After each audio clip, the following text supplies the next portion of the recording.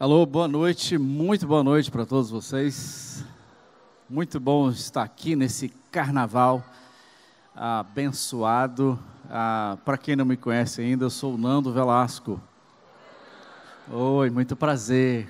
Vocês estão bem? Está tudo legal nesse feriado? Só um aviso importante: se começar a chover, se a gente for abençoado com uma chuva, a orientação do pessoal da recepção é de que você não mexa com as cadeiras, tá? Você só muda a sua posição mais para o centro da tenda, porque tem bastante espaço vazio ainda nas cadeiras, tá bom? Legal. Então, muito bom estar aqui, muito bom. Hoje pela manhã tivemos um tempo muito especial também, ouvindo a palavra de Deus, na continuação dessa nossa série de mensagens, a série de resoluções. E hoje à noite, repetindo o que fizemos hoje pela manhã, o tema é: eu resolvo cuidar da minha mente, eu resolvo proteger a minha mente. Nós vamos então compreender um pouco melhor o que a Bíblia diz sobre a nossa mente e como isso afeta todo o nosso ser. Amém? Vamos orar e pedir que o Senhor fale o nosso coração nesse momento, nos dê concentração, né? Mesmo com todas as coisas que povoam, nos preocupam, que a gente consiga manter esse tempo focado aqui, que o Espírito ministre no seu coração. Vamos orar.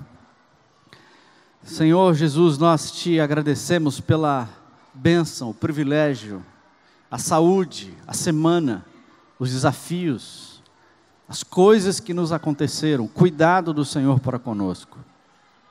E a possibilidade de estarmos aqui, de encontrarmos os irmãos, de separarmos tempo na nossa vida, na nossa agenda, para ouvir, para refletir na sua palavra, a verdade da tua palavra. Somos bombardeados com tantas informações, com tantos estímulos, tantas coisas fúteis, tantas coisas importantes, tantas coisas irrelevantes, tantas coisas ruins, tantas coisas boas. E nós pedimos então que o Senhor nos dê tranquilidade, concentração, para a gente refletir na tua palavra, que é a vida. Então, obrigado pelos irmãos que estão aqui. Obrigado por esse momento, Jesus. É em teu nome mesmo que nós oramos e nós te adoramos também. Amém, Jesus. Alguém aqui se lembra como era a vida antes da internet? Você sabe que existia vida antes da internet, né? Pois é, existia vida antes da internet. E se você que esqueceu, você que é mais novinho, né? Não tão novinho quanto eu, assim, deixa eu te relembrar, deixa eu te dizer e relembrar para alguns de nós o que existia, como era a vida antes da internet. Primeiro, na faculdade, para você fazer um trabalho em grupo, você sabia que você tinha que se encontrar pessoalmente com seus colegas? Existia isso. Para você pesquisar um livro específico para o seu projeto, você tinha que ir lá na biblioteca, pedir para o bibliotecário um livro, e você sentava com aquele livro e você lia um livro de papel. E não podia escrever nele. E isso depois de procurar um livro naqueles catálogos, né? Sabe aquela banda preferida que você tem? Você não baixava nada na internet, você tinha que pegar o ônibus, ir lá na Toque Disco, lá no centro, falar com o moço lá e escolher o seu LP e depois o seu CD, né? Olha que evolução, CD, gente. Quando você tirava uma foto, você tinha que ir lá no centro de novo, pegar o ônibus, entregar o filme, não podia abrir o filme com a máquina dentro não, você tinha que enrolar tudo de volta, levar no centro, deixar lá, e uns 3, 4 dias depois, você ia buscar as suas fotos. Elas podiam ter saído horríveis, mas você não tinha opção, tinha que ser aquelas mesmo, porque você gastou um filme de 36 poses. Você gastou, você aloprou. Foto 3x4, lembra? Você tomava banho, penteava o cabelo, ia lá, tinha toda aquela arrumação. Na outra semana você buscava a foto, mesma coisa, você não gostou, mas fazer o quê, né? É você mesmo, então só tem essa cara mesmo.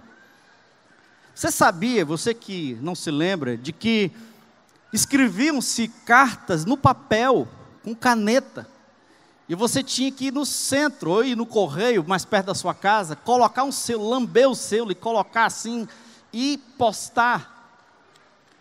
Isso existia, gente. Assistir filme, a gente assistia mais ou menos um filme, 2 filmes, 3 filmes no final de semana. Você ia na locadora, alugava a VHS, aquele trambolho daquele tamanho, e você curtia o final de semana os seus 3 longos filmes. E você se envolvia tanto nessa experiência que você esquecia de rebobinar e pagava a multa na segunda-feira. Isso não faz muito tempo, gente. Na TV, você já tinha TV por assinatura, que tinha 20 canais, você assistia um episódio do seu seriado favorito e você esperava tranquilamente uma semana para assistir o próximo episódio. Acredita num negócio desse? Notícias vinham impressas num papel chamado jornal.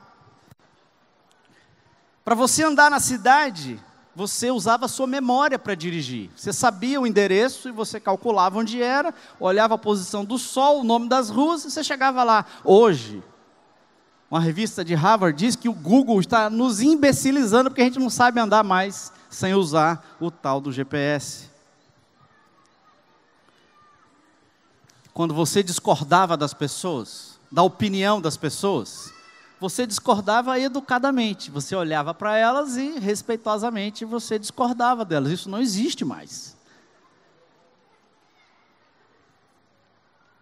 E quando as pessoas não tinham mais nada para fazer, gente, elas não ficavam em tédio, porque só tem 200 canais de televisão e bilhões de filmes para assistir. Sabe o que elas faziam?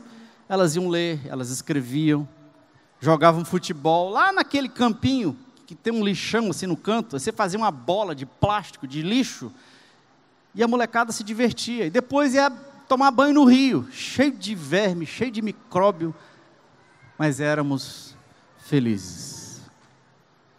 Você se lembra disso? Quem se lembra dessas coisas? Quem fez essas coisas? Rapaz, é um monte de gente aqui. Puxa vida. Achei só eu que não lembrava dessas coisas. A internet nos trouxe coisas muito boas, é verdade. O volume de informações, o acesso às informações, como as redes sociais, a gente pode se conectar com qualquer pessoa ao redor do mundo, instantaneamente. Instantaneamente. Eu me lembro que eu morava no estado do Rio de Janeiro e eu passava as férias na cidade do Rio e meus pais moravam a 100 quilômetros do Rio. A gente tinha que esperar da meia-noite, porque à meia-noite a gente podia ligar lá para casa, ou eles podiam ligar do orelhão para nós, a cobrar, e só pagava um pulso. Eita! Hoje você se conecta imediatamente com qualquer pessoa, com várias pessoas ao redor do mundo, notícias em tempo real, oportunidades de negócio, diversão, entretenimento, tantas coisas boas que a internet nos trouxe. Mas também existe o lado negro da força. Existe o lado negro de tantas informações na nossa mente, a sobrecarga de informações, privacidade quase inexistente, a pressão social, o bullying, o distanciamento das pessoas, a desconexão relacional, a distração, falta de foco, procrastinação. A internet nos trouxe grandes bênçãos, o acesso à informação livre para tudo, para todos, em todo momento. Nos ajudam a estar sintonizados com informações urgentes, informações importantes e cruciais para a nossa vida, para a nossa sobrevivência, para a nossa sociedade, mas ao mesmo tempo a internet é cheia de bizarrices e idiotices que não tem valor nenhum. Tipo, me expliquem, gente, qual é a utilidade das lives na sua vida? A pessoa fica filmando, estou tomando um sorvete de sabor chiclete, ou troquei o meu batom. E a pessoa vai andando, né? No self-service, a pessoa anda no centro ou na biblioteca. Ela fica se filmando e acreditando que está todo mundo interessado no que você está filmando, né? Me vejam, eu sou importante. Tantas coisas que... Qual é a utilidade? Real, profunda mesmo.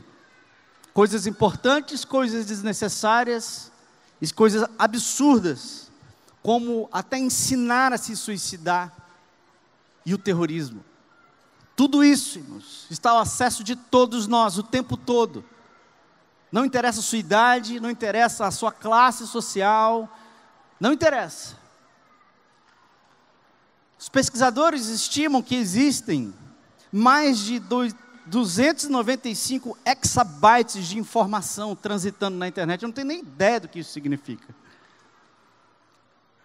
É muita informação flutuando, e dessas informações todas, nós somos expostos, segundo o jornal Telegraph de Londres, um estudo conduzido por Roger Boone, da Universidade da Califórnia de San Diego. Nós somos expostos diariamente a 34 gigas de informação. 34 gigas, é muita informação, trava qualquer computador, qualquer laptop.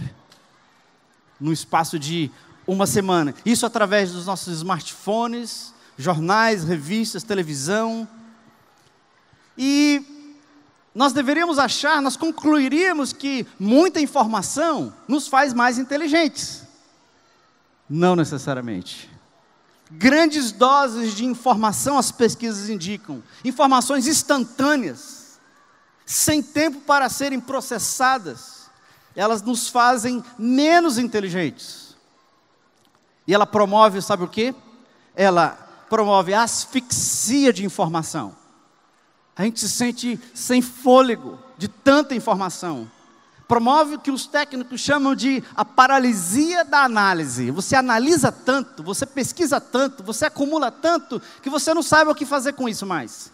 Você já não sabe mais discernir o que serve e o que não serve. Que informações são relevantes e quais não são relevantes. Essa paralisia gera procrastinação, reduz a criatividade. Rapaz, quanto mais eu ler, quanto mais filme assistir, quanto mais pessoas eu falar, mais criativo é você. Não necessariamente. Muita informação gera falta de resolução e ação, destrói a sua capacidade de focar, aumenta o estresse e turbina a sua ansiedade. Sabe o que é ansiedade? Uma definição muito simples. Ansiedade é o excesso de futuro no presente. Ansiedade é o excesso de informações no hoje. Nós queremos saber mais do que nós podemos administrar, mais do que faz bem à nossa alma. Quer ver um teste? Vamos ver se você se enquadra aqui. Você se considera viciado em informação? Se você se identifica, nós vamos abrir um grupo no CR, viciados em informação. Grupos de ajuda para viciados em informação. Vê se você faz algumas dessas coisas, ou algumas delas. Primeiro, você guarda mais de 200 artigos no Pocket para ler depois? Você tem mais de 50 páginas abertas no seu navegador, no seu Chrome, no seu Safari? Mais de 50 páginas abertas. Você não lê nenhuma, mas está lá porque você vai ler quando você tiver tempo. Você tem 11 documentários para assistir durante o carnaval. Tem 5 assinaturas de podcasts para ouvir. Você tem mais de 10 canais que você assina, que você acompanha no YouTube. Algum viciado já confessa que é a cura. 5 feeds de notícias, programas, aplicativos de notícias. 283 canais de TV que você quer assistir todos eles e não assiste nenhum. Você tem 2 contas no Facebook, você atualiza as 2. 92 fotografias que você selecionou para não perder a fé na humanidade. E mais 290 fotografias para perder a fé na humanidade. Você tem mais de 300 artistas. no seu Spotify, no seu Apple Music, nos seus programas de streaming, você acompanha 3 séries ao mesmo tempo, assistindo todos os 50 episódios. Eu vi um monte de dente aparecendo para mim aqui agora, assim. E no final de tudo, você ainda está lendo 2 livros sobre como não perder o foco. Sinto dizer, mas você tem uma séria tendência a ser viciado em informação. Existe um fenômeno que está acontecendo, tem sido pesquisado pelos psicólogos, sociólogos, chamado FOMO. F-O-M-O. Você já deve ter ouvido isso na internet. FOMO. FOMO é uma palavra em inglês, é uma abreviação de uma palavra em inglês que quer dizer Fear of Missing Out. F-M... Como é que é? F-O-M-O. Traduzindo, seria medo de ficar por fora. FOMO. Poderia chamar de fome, né? Que é mais ou menos a mesma coisa. FOMO quer dizer, é aquela sensação de que as pessoas estão fazendo alguma coisa mais interessante do que você. E você fica com medo de ficar por fora. Isso é muito comum no seu uso das redes sociais. Quantas vezes você checa o seu e-mail por dia? Quantas vezes você confere o seu Facebook, o Instagram, o Twitter? Quantas vezes? 10 vezes? 100 vezes? 200? Quantas vezes você está checando as suas redes sociais bem agora? Deus não abençoa. As redes sociais, elas têm um poder tremendo de nos conectar com as pessoas. Mas elas também têm um poder absoluto de afetar a nossa mente, o nosso comportamento, o nosso corpo, de forma que a gente passa a viver o que está sendo chamado então de o medo de estar por fora. Tem pessoas que checam as redes sociais dirigindo, gente. Vocês acreditam nisso? Ninguém faz isso aqui, né? Não. Ninguém faz isso. Checa as redes sociais durante o cinema. Você está lá no cinema e você fica aqui, abaixa a luz do telefone e você fica checando as redes sociais no cinema. Alguém faz isso? Não. Não veio. Até tomando banho, tem gente que checa as suas redes sociais. Você acredita num negócio desse? FOMO, Fear of Missing Out, ou medo de ficar por fora, quer dizer o quê, gente? A definição é, o medo de ficar por fora é aquele sentimento, aquela percepção que as outras pessoas estão tendo melhores experiências do que eu. É uma ansiedade caracterizada pelo desejo de estar continuamente conectado ao que os outros estão fazendo. E aquela sensação de que eu estou no lugar errado, fazendo a coisa errada com as pessoas erradas. Tem alguma coisa mais legal do que o que eu estou fazendo e está acontecendo agora? Medo de ficar por fora. Esse medo nos desconecta, nos paralisa, porque nós temos milhares de opções, e gera então arrependimento. Eu não estou em paz, porque as pessoas estão fazendo coisas mais legais do que eu. Elas tiraram foto lá na Torre Eiffel, elas estão brincando, viajando, elas estão comprando, elas estão fazendo zilhões de coisas nesse exato momento, e a gente tem acesso a tudo isso instantaneamente. E isso nos afeta, irmãos. A minha mente, o meu coração, a minha alma é afetada por essa quantidade de informações. Mas não se preocupe com as redes sociais.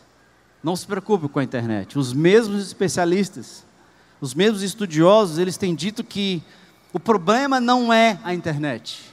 O problema não é a quantidade de informações que invadem a nossa mente, que nos assaltam imediatamente o tempo todo.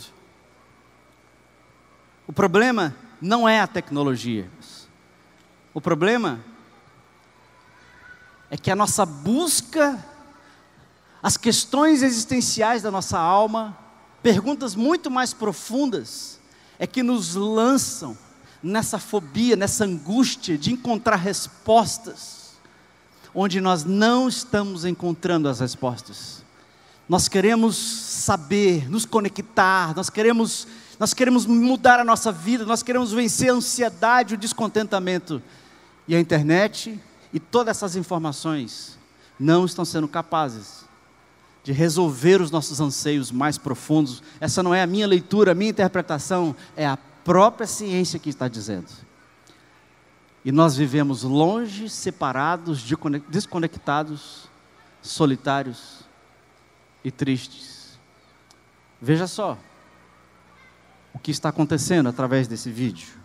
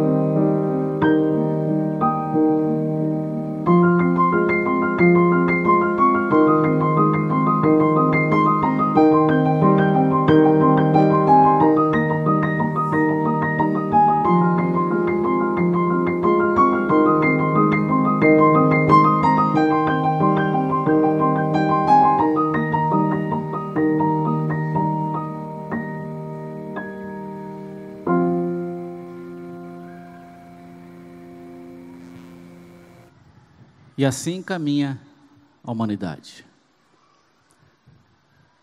O que o excesso de informação tem revelado sobre quem nós somos? De tanta informação, eu já não sei mais o que é verdade e o que não é. Eu já não sei mais o que é relevante e o que não é. Porque não dá tempo para pensar, processar, refletir, avaliar, e o resultado é o relativismo, pluralismo, a intolerância, o cinismo, a indiferença. A verdade, meus, é que essa quantidade absurda de informação, ela nos afeta, ela nos atinge, provocam reações de alegria, de paz, de ódio ou de violência, porque nós não somos computadores, nós não somos máquinas, nós somos pessoas. E todas essas coisas afetam quem nós somos. Tudo interessa, tudo tem um significado, tudo tem uma agenda, tudo tem um propósito. E a quantidade de informações às quais nós nos expomos, elas afetam quem nós somos, elas definem quem nós somos, como nos sentimos, como pensamos sobre nós, sobre o mundo. E onde é que tanto conhecimento trouxe a humanidade? Onde nós chegamos?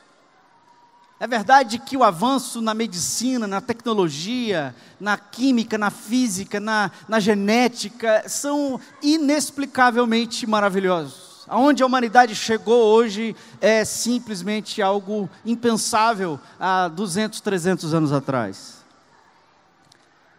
Mas apesar de tanto avanço tecnológico e científico, nós não atingimos a razão, e a ciência não nos trouxe a tão proclamada liberdade, igualdade e fraternidade. Mas pelo contrário, o conhecimento ele nos faz arrogantes, nos faz violentos. E assim como na antiguidade nós continuamos lutando, matando, guerreando, porque o conhecimento, o acúmulo de conhecimento meramente racional me faz me sentir superior, me faz me sentir no direito de julgar, de criticar, de excluir. E é assim com as pessoas, e é assim com sociedades inteiras, e é assim com as nações. O sábio Salomão, em Eclesiastes, ele diz que assim que aumenta a ciência, aumenta a tristeza. Quanto mais conhecimento, quanto maior a informação, mais sofrimento. E esse sofrimento, irmãos, que toda essa informação nos traz, ela nos resolve questões técnicas, resolve questões matemáticas, questões da natureza, do universo físico, mas essas questões, essas perguntas, esse conhecimento não resolve as perguntas mais profundas da alma humana. Isso porque o homem segmentou o ser humano. Cabeça, coração, pernas, mente, cérebro, emoções, corpo.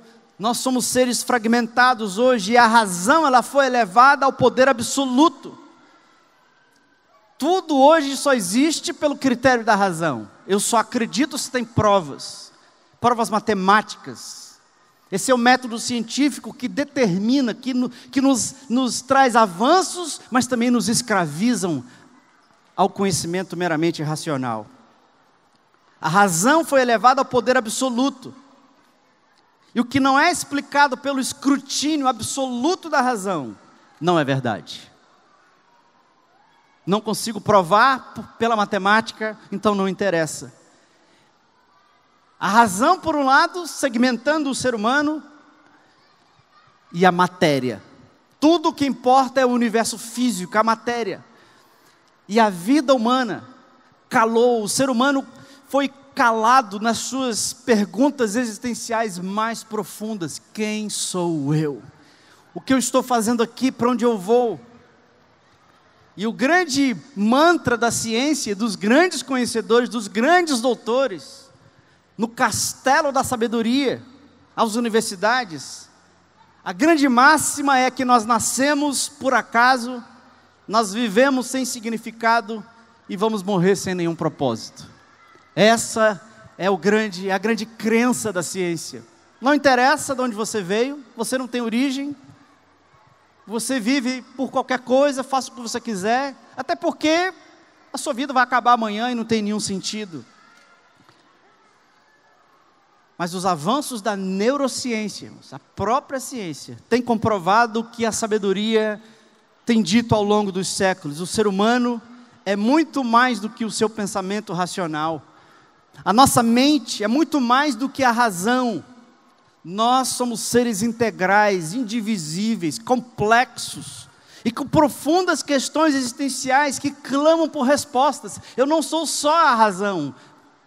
Eu sou um emaranhado de mente, de razão, de desejo, de corpo. E eu interajo nesse universo físico que me afeta. Os relacionamentos afetam quem eu sou. A nossa mente, portanto, um conceito importante a esclarecer aqui. Quando falamos de mente, quando a Bíblia fala de mente, ela não está falando de pensamento racional. Mente a gente aponta para a cabeça. Na verdade, o cérebro ele processa as informações, mas a mente é o centro onde é definida a minha consciência. O que é consciência? Eu sei que eu existo, eu estou aqui, eu vejo você, e eu tenho questões profundas dentro da minha alma. A mente comanda os meus comportamentos, regula as minhas emoções e os meus sentimentos. Não é o meu cérebro. Isso é processado, digamos, na máquina do cérebro, ou nesse organismo absolutamente maravilhoso, que nós só conhecemos cerca de 1% do que acontece na mente humana, segundo os especialistas. Então, embora a mente não esteja localizada em nenhum lugar específico, ela mora no meu eu físico, na minha carne, no meu corpo. E ela depende das funções físicas do cérebro, ao mesmo tempo que magistralmente regula tudo o que acontece no meu corpo. Percebe? Tem uma simbiose orgânica aqui. Então, por mente, irmãos, quando nós falamos de cuidar da mente, nós estamos falando do seu ser integral, que envolve os seus pensamentos, envolve os seus sentimentos, envolve o seu corpo, envolve os seus comportamentos. Nessa interação sistêmica, complexa e maravilhosa, entre os membros do corpo e do cérebro, esse emaranhado maravilhoso, conforme o Salmo 139, que diz que Deus nos teceu de maneira maravilhosa no útero da nossa mãe. Nós somos uma pessoa, nós somos mais do que o nosso pensamento racional, absolutamente muito mais. Portanto, nós não somos máquinas, não somos meramente computadores, e as informações às quais nós nos expomos, as informações às quais consumimos, elas afetam não só a nossa razão, elas não ficam só num lugar escondido, mas elas afetam quem eu sou, elas afetam a minha alma, porque eu sou pessoa, e fomos criados de maneira plena, completa, complexa, à imagem de Deus. Fomos criados por uma pessoa, e nós temos uma profunda sede de sentido, de propósito. Nós temos perguntas profundas sobre a nossa origem, sobre como viver a vida, sobre o meu futuro. É por isso que o universo, as pessoas estão se matando, e a depressão é um dos sintomas doentios mais absolutos na humanidade. Porque a ansiedade, o medo, a depressão é porque as respostas que a ciência e esse universo de informação nos trouxe não está resolvendo os dilemas mais profundos da alma humana.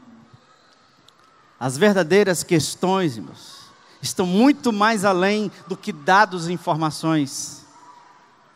E além da nossa maravilhosa capacidade de aprender, que vem desde o útero materno, nós ansiamos ser conhecidos por alguém.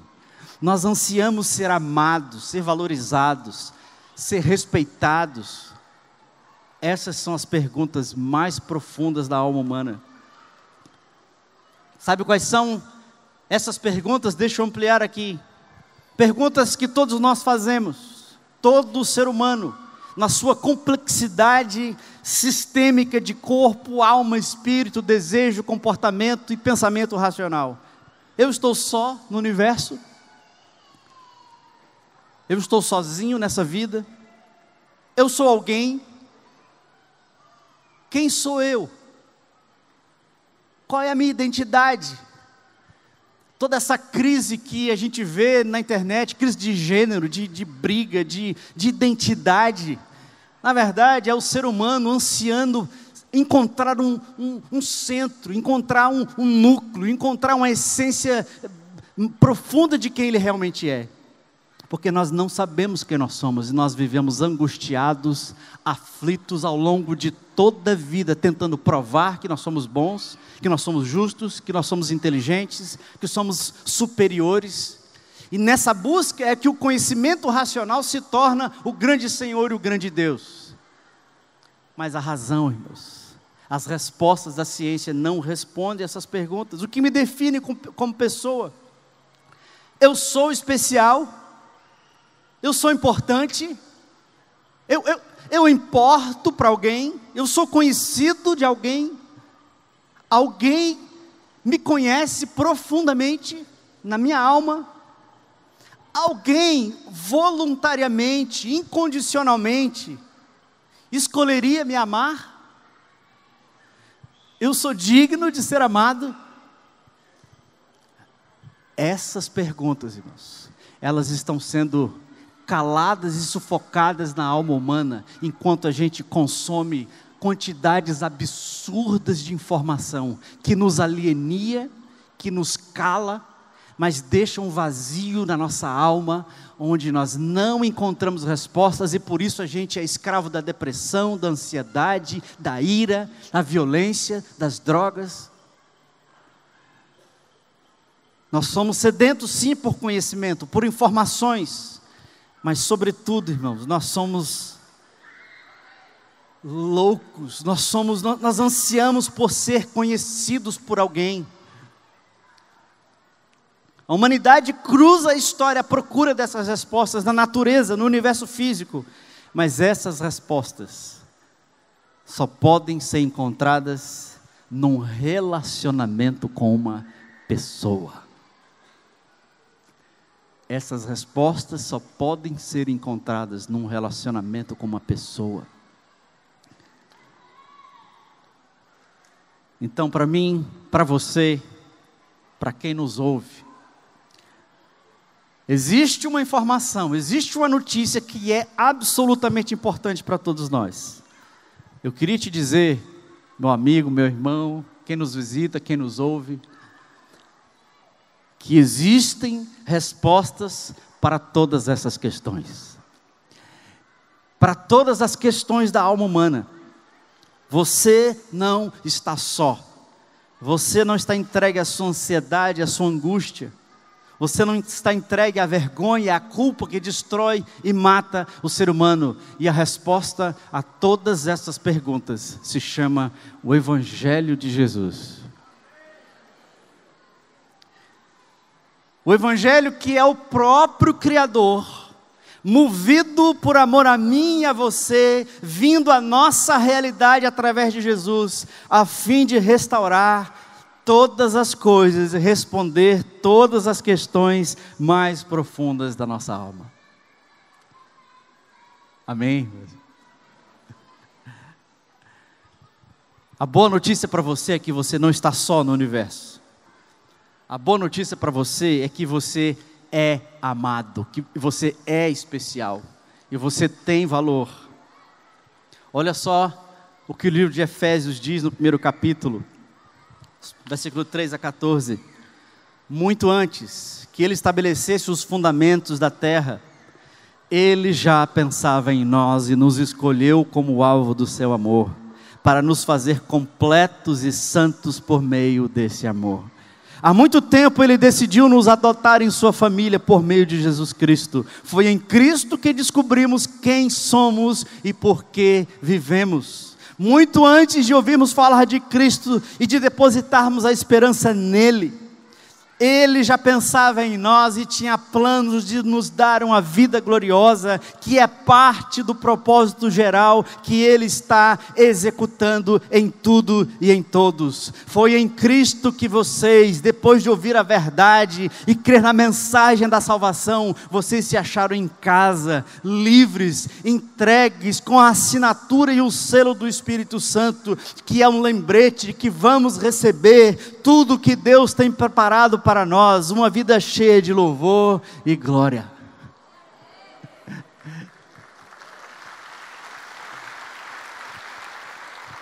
As perguntas mais profundas do ser humano.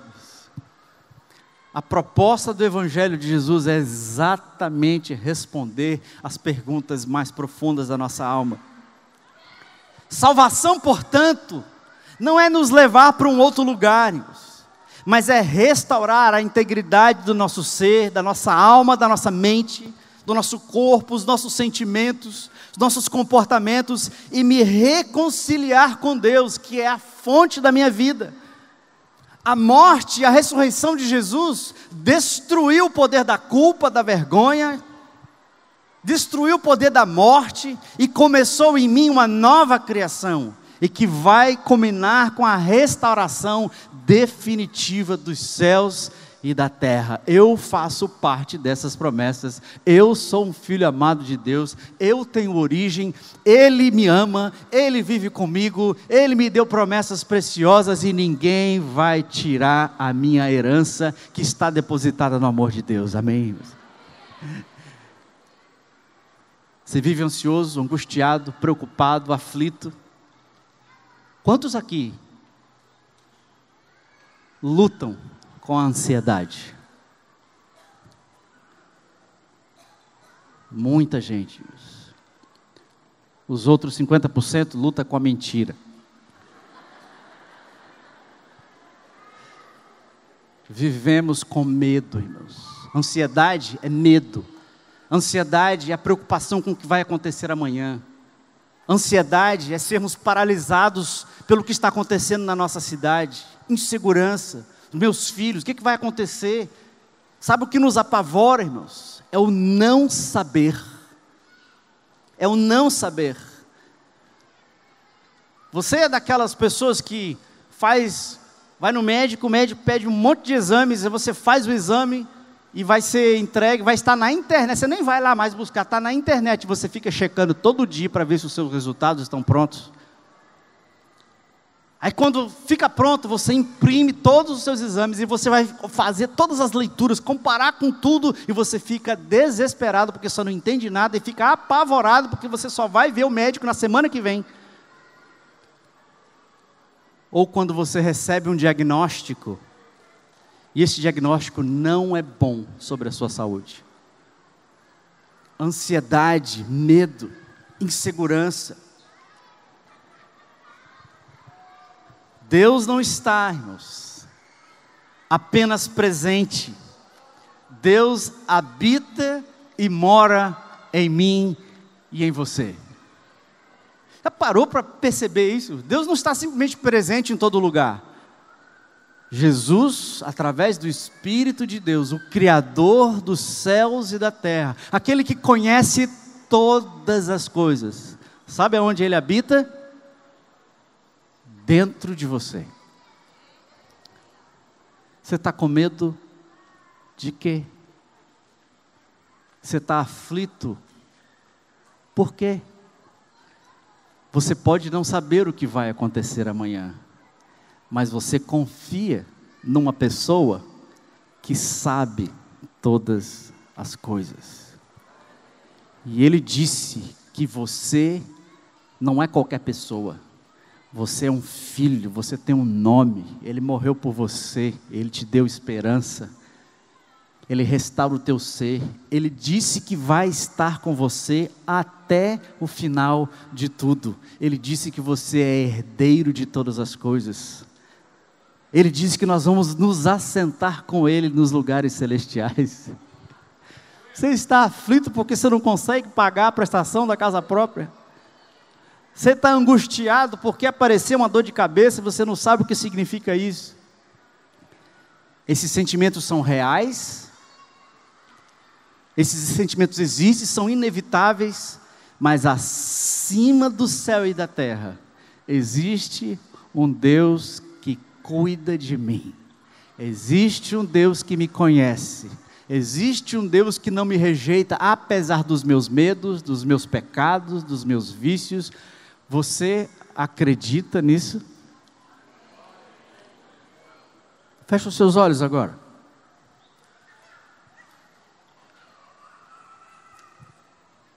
Deus não está apenas presente, irmãos. Ele habita em você. Deus não está apenas no mesmo lugar que você está. Mas imagine essa cena agora que eu vou descrever para você. Veja-se nesse lugar, numa sala, num ambiente, num jardim. Perceba o lugar, as cores, o ambiente. Sinta as suas preocupações dessa semana. Lembre do que você viveu, do que você sentiu. Sua dor, sua preocupação, ou a sua alegria. E imagine que Jesus está presente, Ele se aproxima de você, Ele não só se aproxima, mas Ele te abraça calorosamente. Ele olha nos seus olhos, vê as suas lágrimas, Ele fala o seu nome, Ele sorri e diz para você: você é meu filho, e eu tenho prazer em você. Eu te conheço, eu sei dos seus medos, das suas preocupações, das suas dores, da sua ansiedade. Mas não temas, filho, eu estou contigo, eu jamais vou te abandonar. Se você fizer, irmãos, esse exercício diariamente, você não sabe o impacto que isso vai ter na sua mente, na sua alma, no seu coração. Deus está presente, amém, irmãos? Deus habita em você, Deus está junto com você. Portanto, meu amigo, você não é mais as suas próprias definições, você não é mais a sua própria imagem, você não é mais o que o mundo diz, você não é mais o que a mídia, as redes sociais dizem, você não é mais a sua performance, porque agora você sabe quem você é, agora você tem um nome, você sabe da sua origem, você tem um futuro, você tem uma herança. A verdade mais profunda é que eu sou nova criatura, eu sou um filho querido e amado por Deus. Mas por que é, irmãos, que mesmo a gente acreditando nessas coisas, o nosso dia a dia ele não muda? Nossos comportamentos, nossa luta com a sexualidade, nossos problemas familiares. Por que eu não consigo viver livre da ira? Por que apesar de saber todas essas coisas, isso não afeta quem eu sou, os meus relacionamentos? Porque muitas vezes, irmãos, a nossa fé, ela é meramente intelectual, é uma fé racional. É uma fé baseada em conteúdos, bons conteúdos. Uma fé cognitiva. Nós muitas vezes reduzimos o nosso conhecimento de Deus para o conhecimento sobre Deus. É mais uma mensagem, é mais uma pregação, é mais um livro. Quantas você assiste durante a semana, mas o quanto que isso só fica reduzido à escravidão da razão. E o quanto que de fato isso está permeando a sua mente, o seu ser, o seu corpo, as suas emoções. E ainda carregamos o peso da vergonha, da culpa, ainda somos escravos do medo e da ansiedade. Mas o chamado de Deus, irmãos, o chamado do Evangelho, é para que nós conheçamos a Deus, a pessoa de Deus, e não informações sobre Deus. Mateus 22, 37, Jesus resume o que é a nossa jornada. Ele disse: ama o Senhor, o seu Deus, de todo o teu coração, de toda a tua alma e de todo o teu entendimento. Vamos ler juntos? Ame o Senhor, o seu Deus, de todo o seu coração, de toda a sua alma, de todo o seu entendimento, de toda a sua mente. Todas essas palavras são sinônimos de mente, alma, o seu ser mais profundo. E o desafio é que a gente ame. Não que a gente conheça no sentido racional. Conhecimento nas Escrituras quer dizer relacionamento. Portanto, para nós amarmos a Deus de toda a nossa alma, de todo o nosso entendimento, eu preciso criar padrões, irmãos, para que essa identidade, essa segurança que eu tenho em Jesus, de quem eu sou, da minha vida, do meu dia a dia, mesmo que eu não conheça o futuro, não consiga controlar as pessoas, como é que a paz de Jesus vai habitar e entrar em mim? É quando eu transformar a minha mente.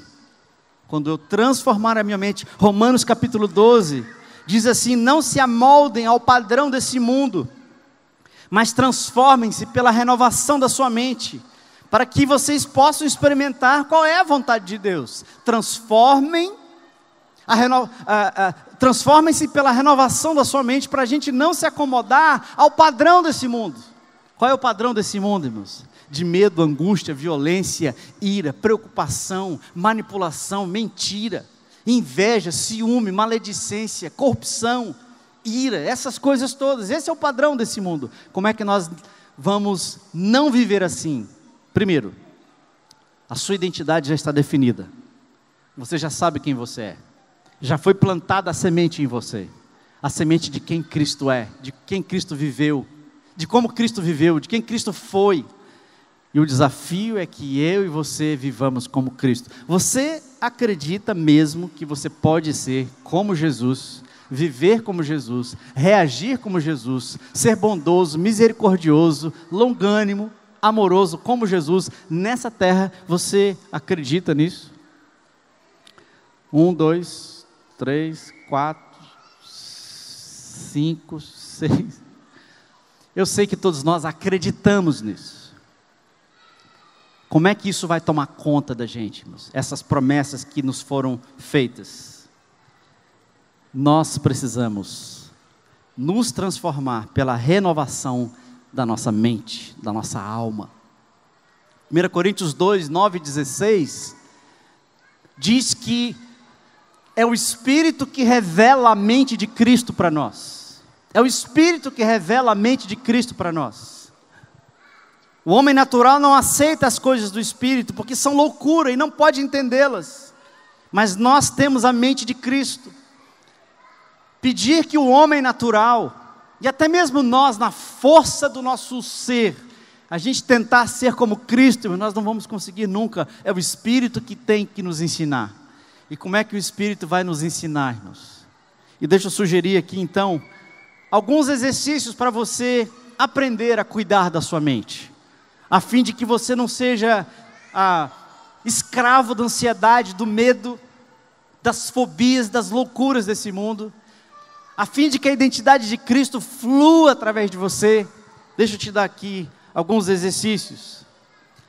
São 6 exercícios que eu vou descrever rapidamente. 3 deles é chamado de via negativa, e 3 deles é chamado de via positiva. Via negativa quer dizer as coisas que você precisa fazer para tirar as coisas da sua cabeça. A via positiva são exercícios que você precisa fazer para que essa identidade flua através de você. A via negativa são 3 exercícios que nós já ouvimos falar, nós já conhecemos. O primeiro deles é silêncio, depois a solitude e depois a meditação. Praticando esses exercícios, você vai começar a praticar aquilo que nós acabamos de cantar. Que Ele cresça, eu diminua, Ele apareça, eu me constranja com a sua glória, amor, infinita humildade. Você quer que Cristo cresça em você e que você diminua? Alguns exercícios. Primeiro deles, silêncio. Se existe algo que a gente precisa fazer a primeira coisa é fechar o computador, desligar a TV, guardar o celular, deixar o livro na estante, deixar a revista e ir dormir. Você quer algo mais espiritual do que isso? Não tem. Vá dormir, meu irmão. A qualidade do seu sono reflete em muitos aspectos a qualidade da sua alma. Então, exercícios para você se desintoxicar. Não tem o tal de um suco verde que você põe um monte de coisa ruim, esquisita, parece que você jogou um sapo ali dentro. Você bateu aí e dizem que faz bem, né? Então, para se descongestionar, se desintoxicar de tanta informação, a primeira coisa a sugestão aqui, irmãos, é fazer um jejum de informação. Primeiro, aprender o silêncio. Salmo 46 diz: aquietai-vos e sabei que eu sou Deus.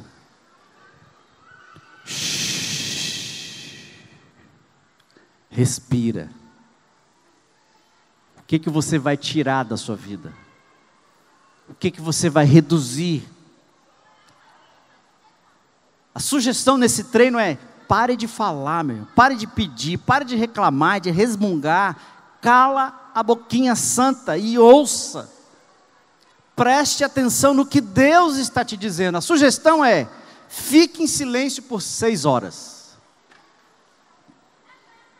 Esses exercícios não vão fazer você mais espiritual. Esses exercícios é como se você estivesse preparando a terra, arando a terra, tirando as pedras, as ervas, para que a semente do caráter de Cristo que está plantada em você, aconteça um milagre. Eu cuido da terra, mas quem faz o milagre da planta nascer é o Espírito. Se você ficar tentando ser como Cristo, irmão, você não vai conseguir. Vai se frustrar, se decepcionar, abandonar a igreja, abandonar a fé, porque não funcionou. E aí a gente fica falando mal dos crentes, né? Olha aí, um monte de hipócrita. Olha lá, essa igreja, não preciso de igreja não. De fato, irmãos, você está frustrado, porque não está andando e vivendo em Cristo, e o poder de Cristo não está fluindo através de você, transformando a sua mente, o seu corpo, a sua saúde, as suas emoções. E por mais que você tente, você não vai conseguir isso. Então vamos aqui, alguns exercícios, que é como cuidar da terra. O primeiro deles então é aprender o silêncio. Desliga o Netflix, meu irmão. Para de assistir aquela série que te escraviza. Fecha o computador. Eu sei que a nossa vida depende em muitos aspectos do nosso telefone, né? Do nosso smartphone. Você trabalha com ele, mas o quanto que isso está escravizando você? Então, por que nós não gostamos do silêncio, irmãos? Porque ele nos obriga a estar presentes. O silêncio nos obriga a ser honestos e revelar o nosso interior, enxergar o vazio, o medo, os motivos, as perguntas mais profundas. Então pare de falar. Faça um voto de silêncio por 1 hora. Faça um jejum de WhatsApp por 2 horas. Você consegue? Você acha que você vai sobreviver? Não cheque os e-mails por alguns minutos. O que você vai fazer? Eu não sei. Mas o desafio é: reduza, pare, elimine. Na verdade, irmãos, o silêncio quer dizer o quê? Cale o seu desejo de ser importante, de ser relevante, de ser distinto, de falar o que você acha que ninguém disse ainda,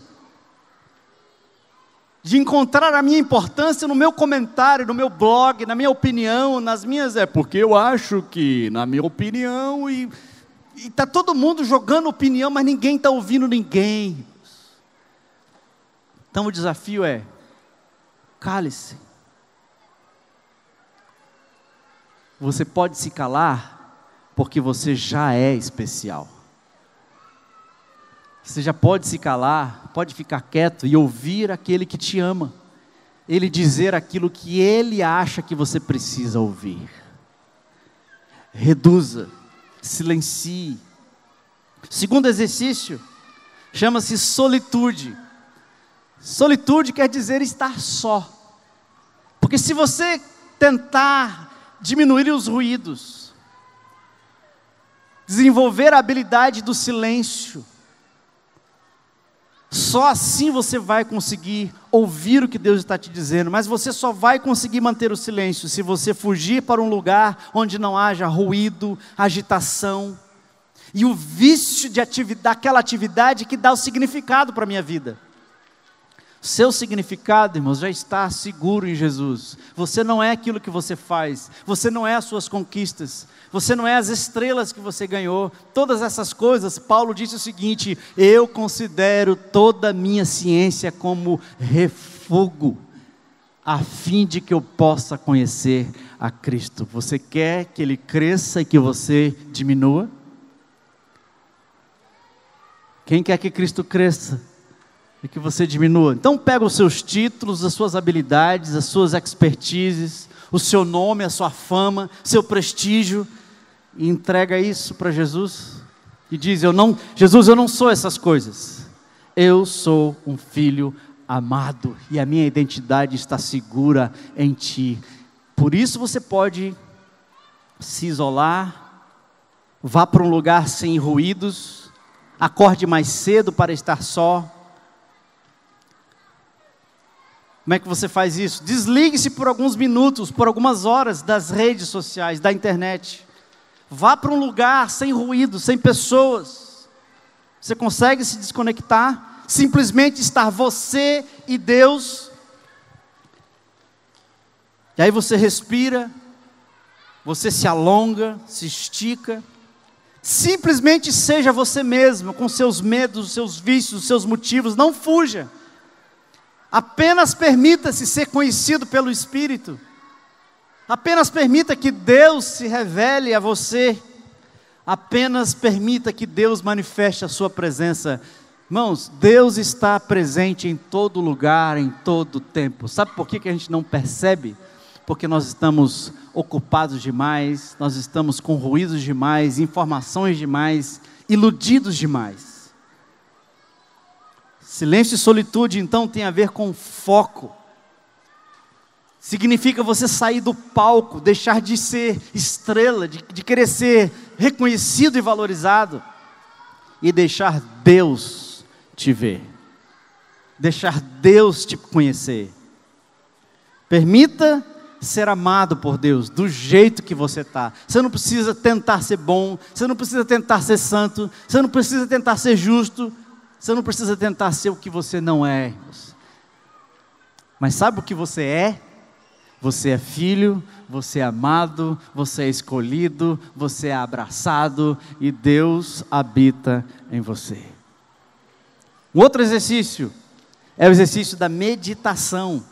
Silêncio, solitude e a meditação. E meditação, irmãos, não tem nada a ver com religiões orientais. Meditação é a progressão natural de você estar em silêncio e estar só. E agora então você foca a sua mente na palavra revelada.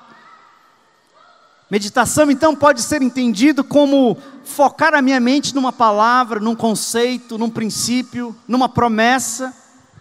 E é fazer isso intencionalmente, não com o fim de dissecar, de estudar, mas simplesmente deixar que a palavra de Deus, que é viva, ela entre na sua alma, ela entre no seu ser, e ela purifique quem você é. E você repete essa palavra. Você repete esse conceito. Deus é bom, Deus é bom, Deus é fiel. Eu sou filho amado de Deus, eu sou filho amado de Deus. E se eu faço isso repetidas vezes, isso começa a afetar a minha alma, o meu próprio cérebro muda. E se adapta a esse conceito ao qual eu estou me expondo. Meditar nas Escrituras quer dizer ruminar. Como o boi faz, né? O boi come durante o dia e à noite ele come de novo. Meditar tem a mesma raiz nas Escrituras, que é medita, volta.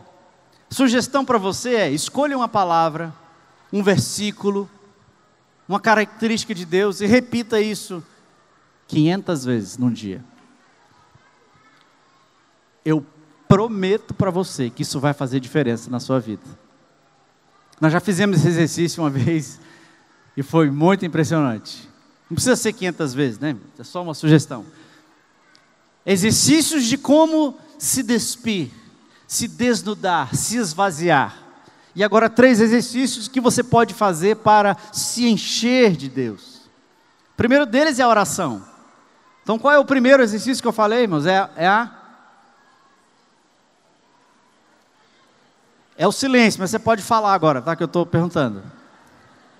O primeiro exercício é silêncio. E quando eu falo silêncio, é você se desligar, se desplugar, se aquietar, parar de falar, de reclamar, de pedir, dar a sua opinião. Cale-se. Porque quando você silencia, você ouve. O segundo exercício, solitude, estar só. À noite, de madrugada, ou em algum lugar, na praia, na montanha, no seu sítio. Ninguém vai ficar desesperado atrás de você. Você avisa: olha, eu vou passar meio-dia num retiro espiritual em silêncio. É bem provável que você vai ficar desesperado. Você vai ficar aflito: ai meu Deus, vai começar a tremer tudo, porque você não sabe onde está o seu iPhone. Mas resista. você está num processo de desintoxicação. Terceiro exercício espiritual, irmãos, qual é? Meditação, focar sua mente. Vamos fazer o seguinte aqui agora, todo mundo agora não vai pensar num elefante branco aqui em cima do palco. Ninguém vai pensar nisso, tá? 1, 2, 3. Ninguém pensa num elefante branco aqui. Alguém conseguiu? Enquanto você tentar não pensar em alguma coisa, você está pensando nisso. Sabe como você purifica a sua mente? Não é tentando fugir das coisas ruins, mas é focando nas coisas boas. Sabe como você vence o seu complexo de inferioridade, sua tristeza, sua angústia? Não é tentando resolver isso, não é tentando resolver o futuro, é se exercitando a pensar nas promessas de Deus. Isso não vai mudar da noite para o dia, é um exercício, demanda tempo. Você não vai correr uma maratona de hoje para amanhã, mas se você começar a treinar, um dia de cada vez, você vai conseguir correr uma maratona. Meditação, foco. Depois, oração. Quarto exercício, oração. É a via positiva. A Bíblia nos exorta a orar o tempo todo. Orar é falar com Deus, é intercessão. E a Bíblia mostra que Deus agiu por influência da nossa oração. Mas o que eu quero enfatizar aqui é a oração como exercício de expressar quem eu sou, como eu me sinto, como eu percebo a realidade, expressar isso àquele que conhece todas as coisas. Deus já sabe de tudo, irmãos. Deus não precisa ser informado. A oração não é a linguagem da razão. Oração, irmãos, não é a linguagem da oração, não é a linguagem da razão. A oração é uma linguagem da alma. E você exercita 1 minuto só, 2 minutos, 3 minutos, 3 vezes ao dia. Foque em Deus, expresse o que você está sentindo, diga o que você acha que Deus é, fala dos seus medos, ponto. E aos poucos, irmãos, a oração se torna a linguagem da alma, da gente se conectar com o Pai, aquele pai que quer ouvir o filho. Sabe aquele filho que não sabe nem falar direito, fala gugu, dadá, fala papá, o pai já entende que a criança quer falar com ele. O nosso Pai, irmãos, Ele quer saber que a gente se interessa de falar com Ele, mas não é só para dar pedido de oração não. Não é só para reclamar de que está tudo uma desgraça, não. É porque você quer se conectar com o Pai. Silêncio, solitude, meditação, oração. Gratidão é o outro exercício. Cadê o pessoal da banda? Pode chegar aqui. Gratidão. Isolado num mundo sem propósito, se a humanidade vive num mundo sem sentido, solitário, tudo que acontece na vida do homem, ele acha que é direito dele, é mérito, foi ele que conquistou, ele batalhou, ele ganhou, e se as coisas não acontecem conforme aquilo que você batalhou e deu sangue, você vai reclamar, vai brigar, vai discutir, vai bater atrás dos seus direitos, você vai reclamar de todo jeito. Mas qual é a essência da gratidão para quem está em Cristo? Quem está em Cristo entendeu que a vida é um dom. Ele já entendeu que tudo aquilo que ele tem, tudo aquilo que ele conseguiu é um dom de Deus. A vida, irmãos, não é um mérito. A vida não é um direito. Eu entendi, se eu estou em Cristo, que tudo aquilo que me foi dado gratuitamente por alguém que me ama, que se importa e que cuida de mim, e eu não tenho direito a nada, não tem a ver com o meu merecimento. Gratidão vem desse entendimento, de que a vida toda é um dom, do entendimento de que a minha influência, os meus contatos, as minhas habilidades, elas influenciam absolutamente muito pouco. Saúde, provisão, sustento, sucesso, tudo isso eu recebo de Deus. E mais uma coisa sobre a gratidão, irmãos. é que a gratidão não está baseada em fatos, no que acontece ou deixa de acontecer na minha vida então. Porque a base da gratidão é uma pessoa, a sua presença e as suas promessas. Você consegue ser grato a Deus por quem Ele é, pelas promessas e pela presença dEle na sua vida? A gratidão vem daí. Ela não vem porque a vida está dando tudo certo e você fica totalmente feliz porque eu te dei um carro. Imagina, tirei do bolso aqui agora um carro de 100 mil reais e dei para você. Como é que você vai se sentir? Triste? Você não esperava, você não fazia ideia, mas eu te dei a quitação da casa própria. Quem quer? Quem aceita aí? 1, 2, 3. Quem não quer receber uma bênção, uma dádiva dessa? Pois a presença de Deus na minha vida, as promessas de Deus, é toda a bênção que eu posso receber nessa vida. Por isso eu sou grato. Então a sugestão é: comece com algo simples, com os pequenos dons da sua vida, e seja grato por uma coisa hoje, só uma coisa. Pelo que você é grato hoje, nesse momento? Pense aí.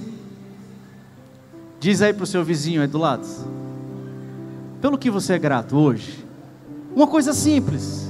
Não precisa ser nada extraordinário, de outro planeta não. E o último exercício é ter a atenção plena. Plena atenção.